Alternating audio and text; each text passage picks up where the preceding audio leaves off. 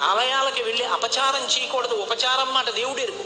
దేవాలయానికి వెళ్ళి చెయ్యకూడని పనులు కొన్ని ఉంటాయి. దేవాలయాలకి వెళ్ళి లౌకిక ప్రసంగాలు చేయడం, వెళ్ళి సెల్ ఫోన్లు మాట్లాడడం, వెళ్ళి స్తంభాలకి గోడలకి ఆనుకుని కూర్చోవడం, ఎక్కడ పడితే అక్కడ నిష్కారణంగా కాలుతో గట్టిగా చప్పుడు వచ్చేటట్టుగా తాటించడం, ఇటువంటి పనులు చేయకూడదు. దేవాలయం అనేటటువంటిది ఒక్కరికి సంబంధించిన విషయము కాదు. బాగా జ్ఞాపకం పెట్టుకోండి. అది మనిషిని మనిషిగా బ్రతకడానికి, మనిషి ఆత్మస్థితిని తెలుసుకోవడానికి యోగ్యమైన మహోన్నతమైన కేంద్రం. అటువంటి దాన్ని పాడు చేసేటటువంటి అధికారము లోకమునందు ఎవ్వరికీ లేదు.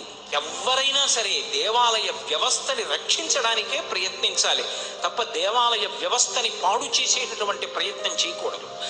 ఆలయాలకి వెళ్ళి అపచారం చేయకూడదు. ఉపచారం మాట దేవుడెరుగు. దేవాలయానికి వెళ్ళి చెయ్యకూడని పనులు కొన్ని ఉంటాయి. దేవాలయాలకి వెళ్ళి లౌకిక ప్రసంగాలు చేయడం, వెళ్ళి సెల్ ఫోన్లు మాట్లాడడం, వెళ్ళి స్తంభాలకి గోడలకి ఆనుకుని కూర్చోవడం, ఎక్కడ పడితే అక్కడ నిష్కారణంగా కాలుతో గట్టిగా చప్పుడు వచ్చేటట్టుగా తాటించడం, ఇటువంటి పనులు చేయకూడదు. దేవాలయం అనేటటువంటిది ఒక్కరికి సంబంధించిన విషయము కాదు. బాగా జ్ఞాపకం పెట్టుకోండి. అది మనిషిని మనిషిగా బ్రతకడానికి, మనిషి ఆత్మస్థితిని తెలుసుకోవడానికి యోగ్యమైన మహోన్నతమైన కేంద్రం. అటువంటి దాన్ని పాడు చేసేటటువంటి అధికారము లోకమునందు ఎవ్వరికీ లేదు.